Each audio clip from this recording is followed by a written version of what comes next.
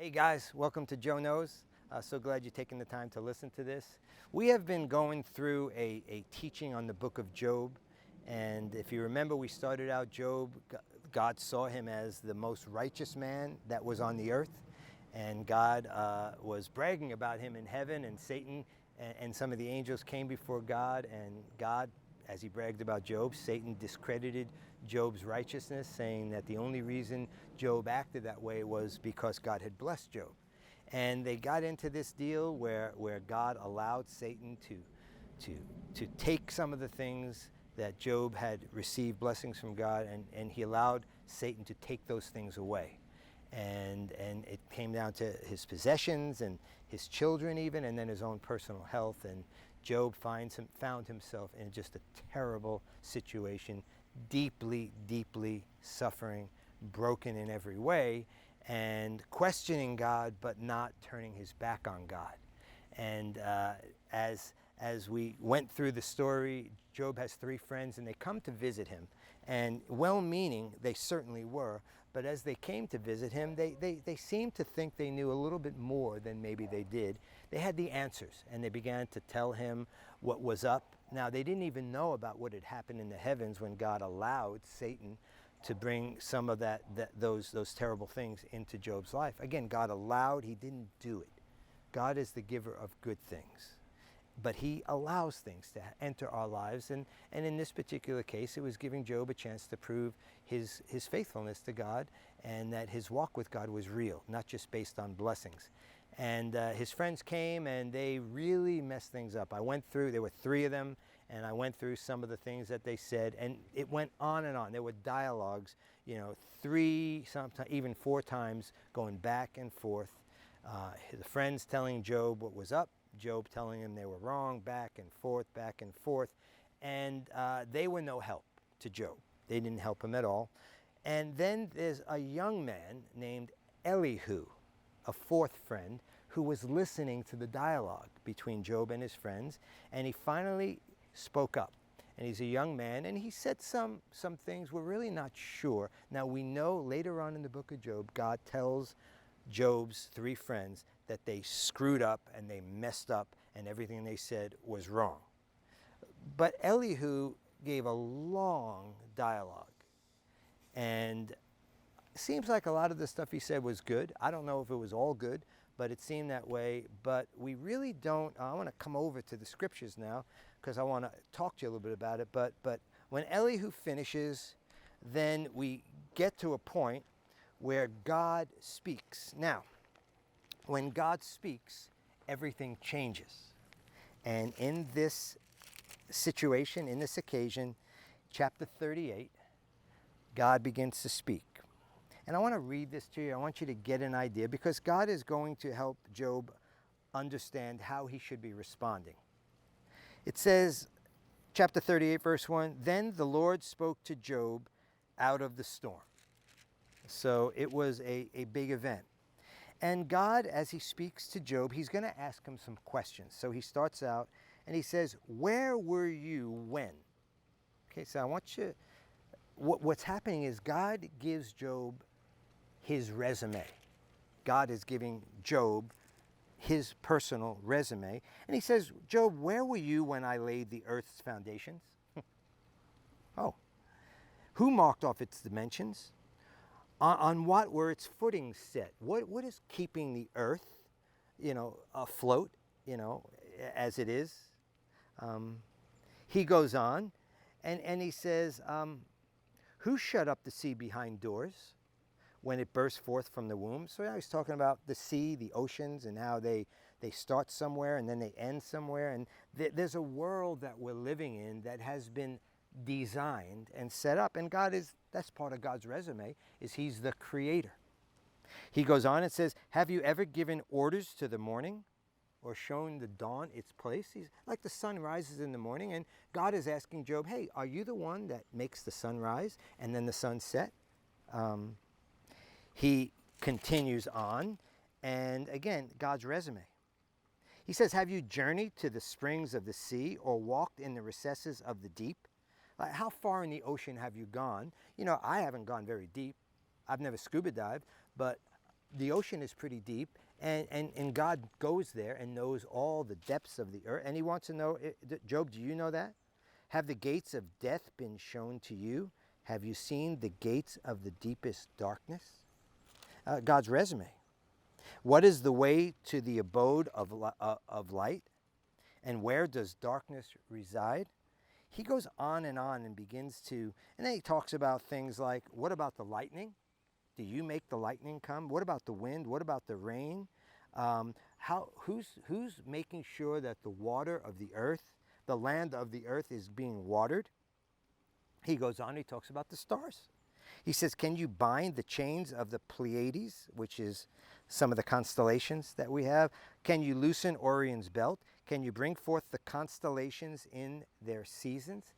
Now he's talking about the stars. He said, you know, you're living in a world, there's a lot of things happening around you, and are you the one that put that in place? Do you understand even how these things are? Now he talks about the animal kingdom. Listen to this. Do you hunt the prey for the lioness? And do you satisfy the hunger of lions? God has created an animal kingdom, which is, I guess we can call it, you know, the survival of the fittest, whatever you want to call it. But these animals, the ones that we're not killing off because of our greed, they live and we're not even aware of it. Who provides food for the ravens? God, you know, God, there are ravens and God provides foods for them. Do you know when the mountain goats give birth? Do you watch when the doe bears her fawn? Now, he's talking about things that we take for granted that happen around us, but you need to, I guess God is reminding Job that the things that are happening in the world around you were put into place and are being held in place. And it's certainly not Job that did it. It wasn't me. I don't think it was you. Listen to this. The wings of the ostrich, he talks about an ostrich, they flap joyfully. He actually talks about the fact that ostriches are not very intelligent. God didn't give them intelligence because they lay their eggs, they leave them on the ground, and they walk away. People step on them, animals eat them. But he says this, yet it says, for God did not endow her, the ostrich, with wisdom or give her a share of good sense. Yet when the ostrich spreads her feathers to run, she laughs at the horse and the rider. The ostrich is one of the fastest animals. And God is saying, by the way, that's on my resume. What's on? I created the ostrich. Not very smart, but man, that ostrich can run fast. He goes on and he talks about the horse. He said, Job, God says. Now Job, God is having a dialogue with Job and he's just asking him questions. He said, Job, did you give the horse its strength?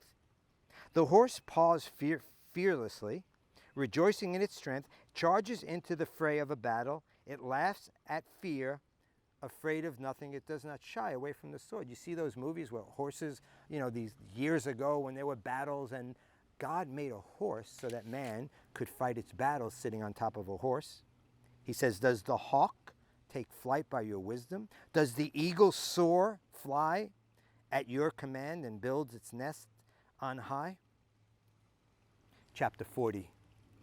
The Lord said to Job, will the one who contends, who argues, you see what Job was doing in the midst of his suffering, he was arguing with God. He was self-righteous. He thought that he was right and God was wrong. So the Lord said to Job, will the one who contends with the Almighty correct him?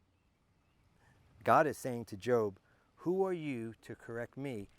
Read my resume and let him who accuses God answer him. In other words, God is saying all these questions I'm asking you, where were you when this happened, who makes the animals give birth and eat and all the different things happening, holds the stars together. If you want to contend with me, then answer the questions that I just asked you. Let him who accuses God answer these questions.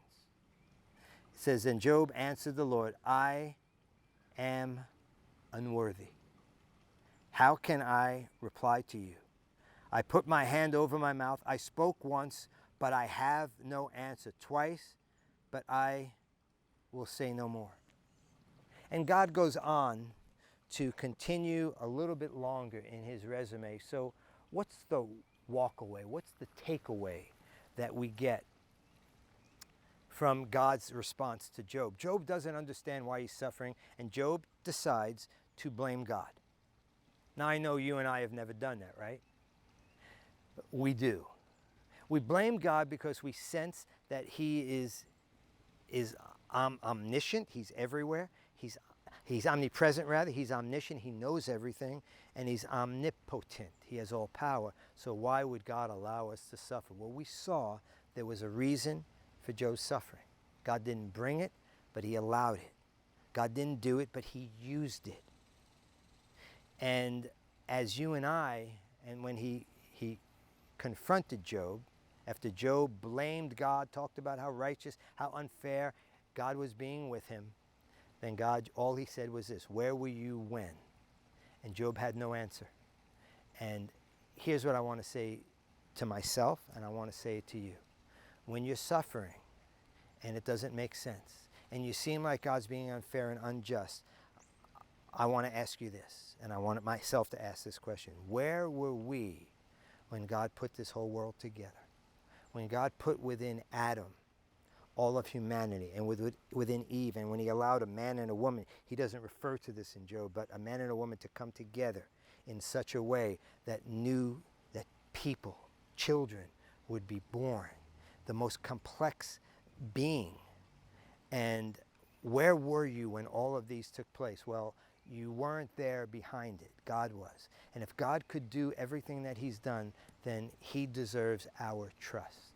So I hope when you suffer, when you go through things that don't make sense, that instead of blaming God, you will look at his hand, at his resume, and you will decide that you can trust him. That even when you can't trust his hand, the things that are coming to you, that you will trust his heart, the fact that he's good. And you'll be able to go through your challenge, your struggle, your suffering, but not have to cut God off. But you'll be able to go through it with him, knowing that someday he will make it all make sense. I hope this is helpful. Next time we meet, we will conclude our study in the book of Job. God bless you.